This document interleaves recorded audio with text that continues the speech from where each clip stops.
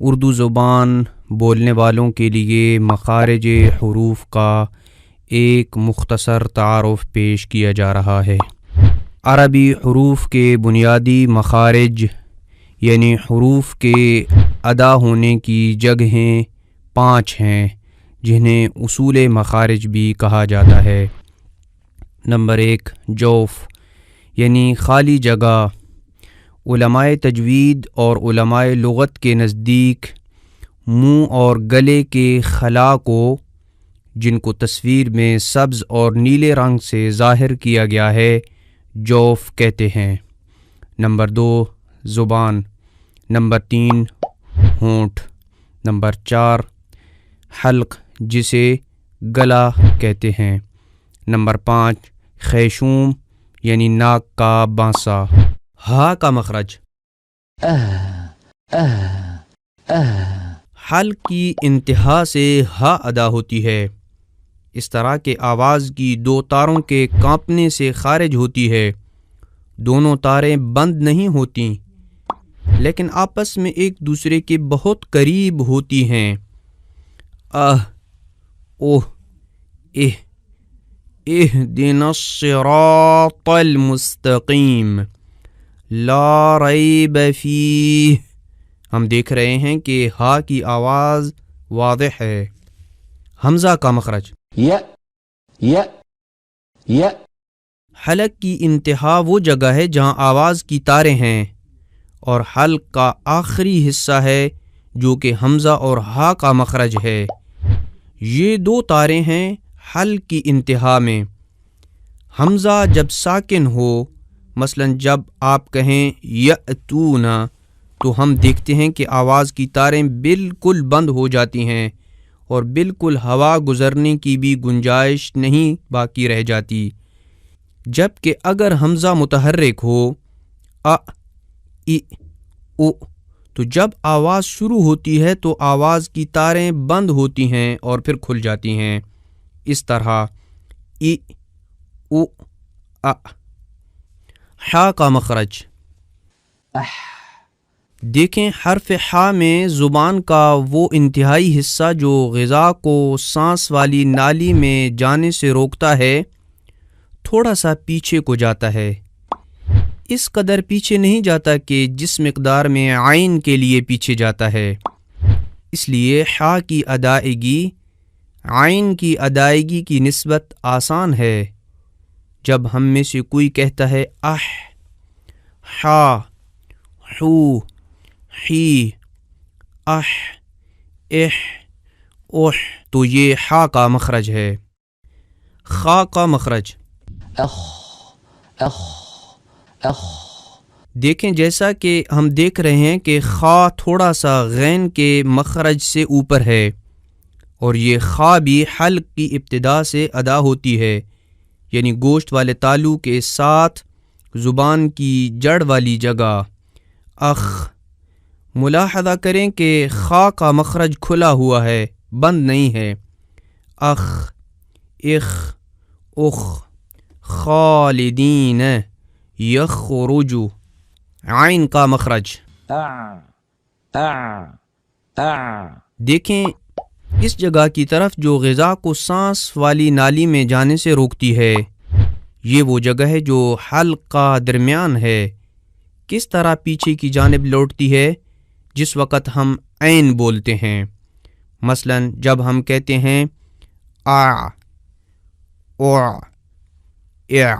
رب العالمین، ایاک نعبد و ایاک نستعین۔ دائیں جانب دیکھیں تصویر کو جو کہ عین کا مخرج ہے۔ آپ محسوس کریں گے کہ زبان کا پچھلا حصہ پیچھے کی طرف زیادہ لوٹتا ہے، جبکہ بائیں جانب جو تصویر ہے جس میں حا کا مخرج ہے اس میں کم لوٹتا ہے۔ دائیں جانب دیکھیں، اس میں زیادہ لوٹتا ہے اور بائیں جانب کم لوٹتا ہے۔ غین کا مخرج۔ آپ نے دیکھا سرخ رنگ والی جگہ کو جو اوپر کی جانب ہے، یہ گوشت والا تالو ہے، اور زبان کی آخری جگہ جو کہ زبان کی جڑ ہے، پس زبان کی جڑ اور گوشت والے تالو کے درمیان یہ جو جگہ آپ دیکھ رہے ہیں، یہ حرف غین کا مخرج ہے، اور ملاحظہ کریں کہ مخرج کھلا ہے، بند نہیں ہے۔ اغ، اغ، اغ، غیر المغضوبی، کاف کا مخرج، اک، اک، اک، کاف کا مخرج زبان کی انتہا سے ہے، لیکن ساتھ تالو کا نرم اور سخت حصہ بھی، یعنی جس جگہ ہڈی والا تالو اور گوشت والا تالو ملتے ہیں وہاں زبان کی انتہا کو لگائیں گے قاف کے مخرج کے قریب، تو کاف ادا ہوگا۔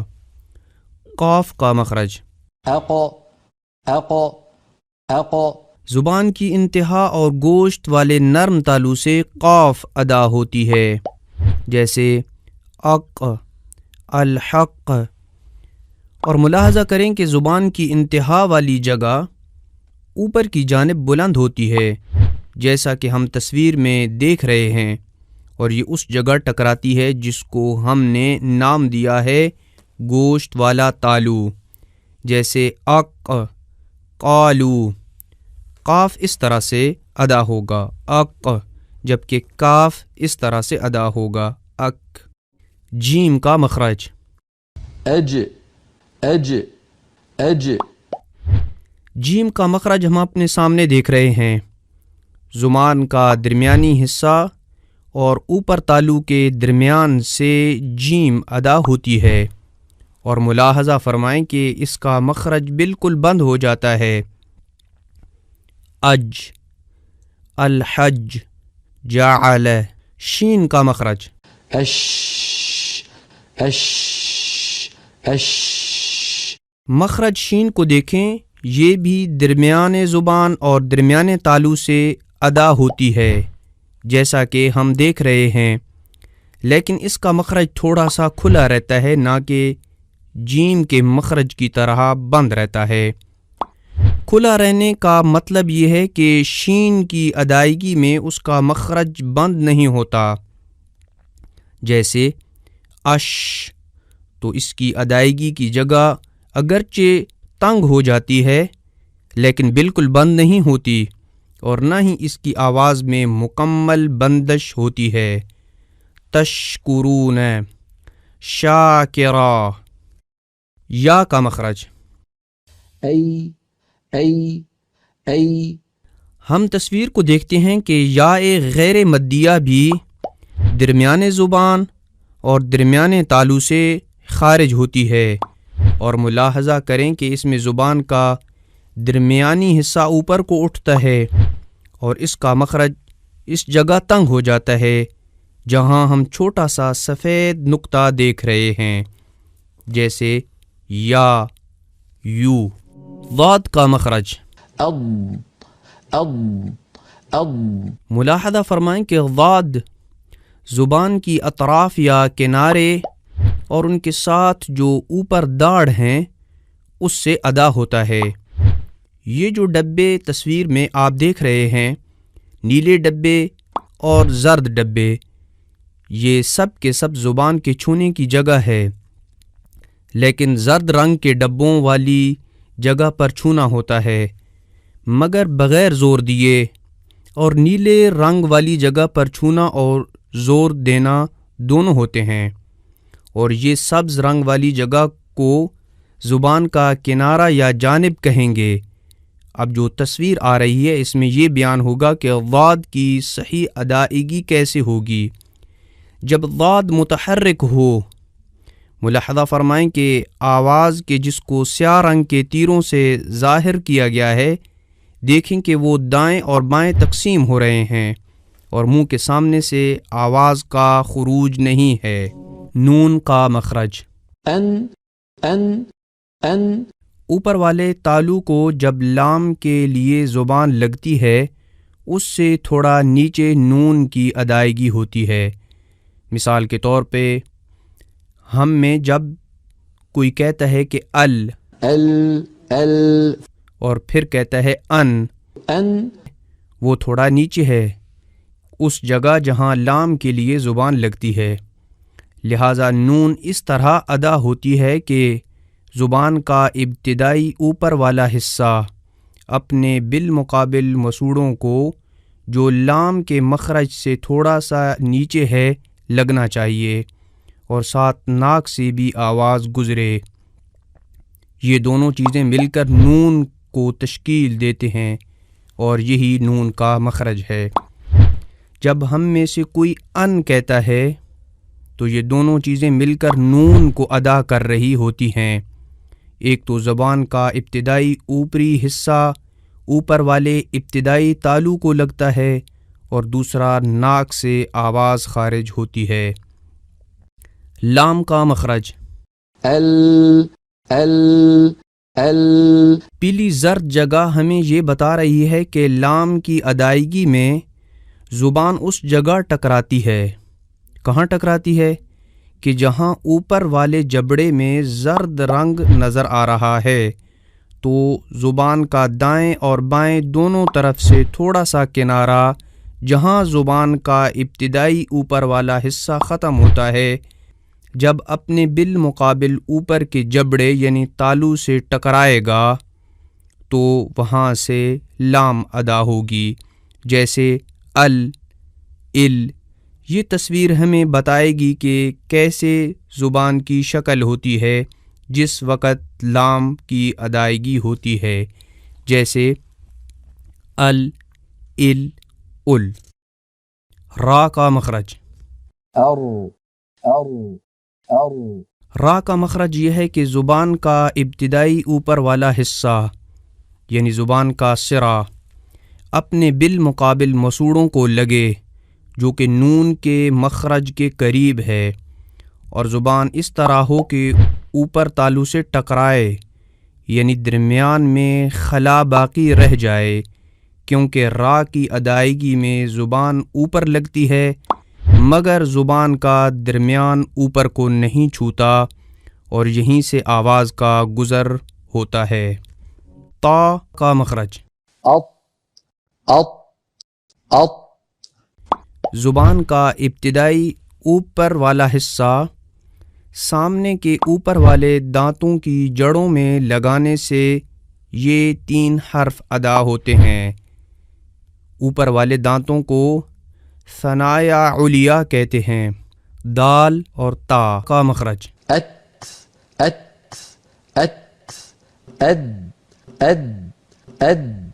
جیسا کہ ہم اپنے سامنے تصویر میں اب دیکھ رہے ہیں، یہ دونوں حرف بھی اسی جگہ سے ادا ہوتے ہیں جہاں سے تا ادا ہوتی ہے، لیکن ان دونوں کی ادائیگی میں زبان کا پچھلا حصہ اوپر کو نہیں اٹھتا جبکہ تا میں اوپر کو اٹھتا ہے۔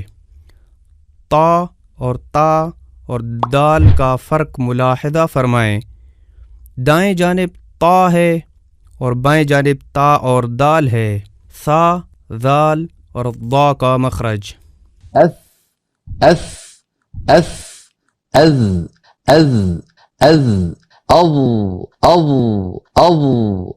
ضا کو زبان کا ابتدائی اوپر والا حصہ اوپر والے سامنے 2 دانتوں کے کناروں سے لگا کر ادا کریں گے، یعنی زبان کا سرا جب اوپر والے سامنے کے 2 دانتوں یعنی ثنایا علیہ کے ساتھ ٹکرائے گا تو یہاں سے یہ 3 حرف ادا ہوتے ہیں، ثا، ذال، ضا۔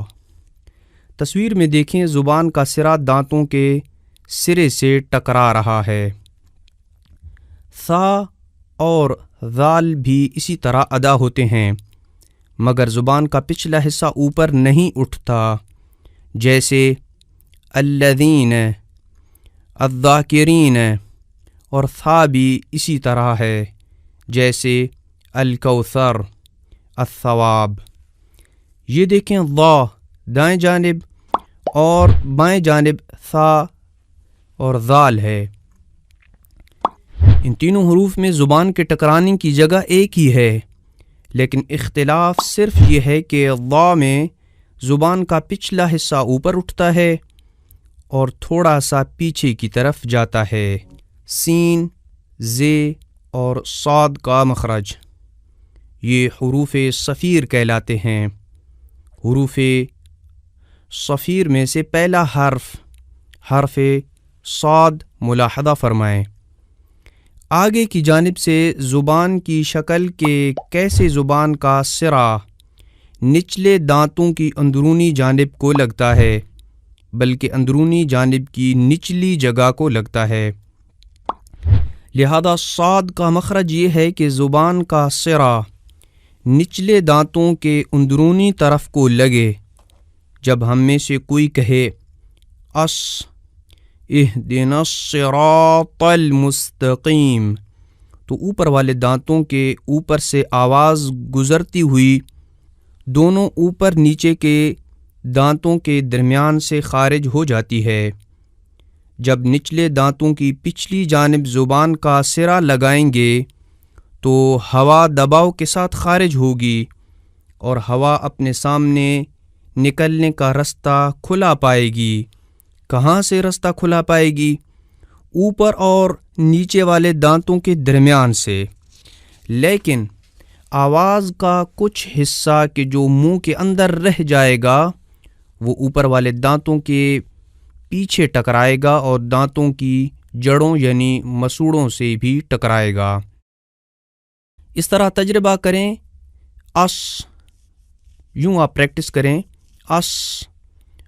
آواز ہے کہ جو اوپر والے دانتوں اور ان کے جڑوں سے ٹکراتی ہے۔ سین اور زا بھی اسی طرح ادا ہوتے ہیں کہ زبان کا سرا نچلے دانتوں کے پیچھے لگے گا اور آواز اوپر سے ہوتی ہوئی اوپر نیچے کے دانتوں کے درمیان سے گزر جائے گی۔ ملاحظہ فرمائے زبان کی شکل اور اس کی کیفیت جب سین اور زا ادا ہوتے ہیں اور جب صاد ادا ہوتا ہے۔ از با کا مخرج، تصویر دیکھیں جس میں با کا مخرج بیان ہو رہا ہے۔ اب، با، بو، بی۔ با دونوں ہونٹوں سے ادا ہوتی ہے، اس طرح کہ دونوں ہونٹ آپس میں ملتے ہیں۔ زبان کو دیکھیں، جب با ادا ہوتی ہے تو زبان بالکل سکون میں ہوتی ہے۔ با کی ادائیگی کے وقت زبان کا کوئی دخل نہیں ہے کیونکہ یہ ہونٹ سے ادا ہونے والا حرف ہے۔ میم کا مخرج، یہ جو ہم اپنے سامنے دیکھ رہے ہیں یہ میم کا مخرج ہے۔ میم جیسا کہ ہم تصویر میں دیکھ رہے ہیں دونوں ہونٹوں کے ملنے سے اس طرح ادا ہوتی ہے کہ اس کے ساتھ ناک سے بھی آواز خارج ہوتی ہے۔ علماء نے ہونٹ والے جز کو یہ نام دیا ہے کہ ایسا آدھا کہ جس نے مکمل ہونا ہے، اور ناک والے جز کو یہ نام دیا ہے کہ ایسا آدھا جو مکمل کرنے والا ہے۔ پس یہ دونوں کام یعنی ایک دونوں ہونٹوں کا ٹکرانا اور دوسرا ناک سے آواز نکلنا، یہ دونوں میم کے وجود کا پتہ دیتے ہیں اور یہی میم کا مخرج ہے۔ فا کا مخرج، اس طرح فا ادا ہوتی ہے کہ اوپر والے سامنے کے دو دانتوں کو نچلے ہونٹ کے تر حصے پر رکھ کر ادا کیا جاتا ہے۔ ہونٹ کے تر حصے کو ہونٹ کا باطن بھی کہتے ہیں۔ جب ہونٹ ملائیں تو یہ حصہ نظر نہیں آتا اور جو حصہ نظر آتا ہے اس کو ہونٹ کا ظاہر کہتے ہیں۔ فا، فو، فی۔ واو غیر مدیہ کا مخرج، یہ جو ہمارے سامنے واو کا مخرج ہے یہ دیکھیں کیا لکھا گیا ہے کہ دونوں ہونٹوں کو سامنے کی طرف ملائیں اور گول کریں اس طرح کہ زبان کا پچھلا حصہ اوپر کو اٹھے، لیکن واو مدیہ میں زیادہ کام منہ کے خلا کا ہوتا ہے، چاہے خلا گلے کا ہو یا منہ کا ہو۔ البتہ واو غیر مدیہ میں زیادہ کام ہونٹوں کا ہوتا ہے۔ غنہ، أن أم غنہ حرف نون اور میم کا حصہ اور جز ہے، اس لیے اس کا بھی مخرج ہے۔ کہا جاتا ہے کہ غنہ کا مخرج خیشوم یعنی ناک کا بانسا ہے، جیسا کہ پہلے گزر چکا ہے۔ غنہ نون اور میم کے مخرج کا حصہ ہے جو ان کو مکمل کرنے والا ہے، لہٰذا غنہ بھی حرف ہے اور نون میم کا جز ہونے کی وجہ سے اس کا بھی مخرج ہے۔ الف، واو اور یا کا مخرج آ او ای جب یہ حروف مدیہ کی صورت میں ہوں، آواز کی تاروں سے الف ادا ہوتی ہے اور زبان سکون کی حالت میں ہوتی ہے اور منہ کھلا ہوتا ہے، اور آواز کی تاروں سے واو ادا ہوتی ہے اور ہونٹ دونوں گول ہو جاتے ہیں، زبان کی انتہا اوپر کو اٹھتی ہوئی، اور یا مدیہ بھی آواز کی تاروں سے ادا ہوتی ہے اور زبان کا درمیانی حصہ اوپر کی جانب تالو کی طرف بلند ہوتا ہے، اور ہونٹوں کا یہاں یا کے مخرج کی ادائیگی میں کوئی دخل نہیں ہے۔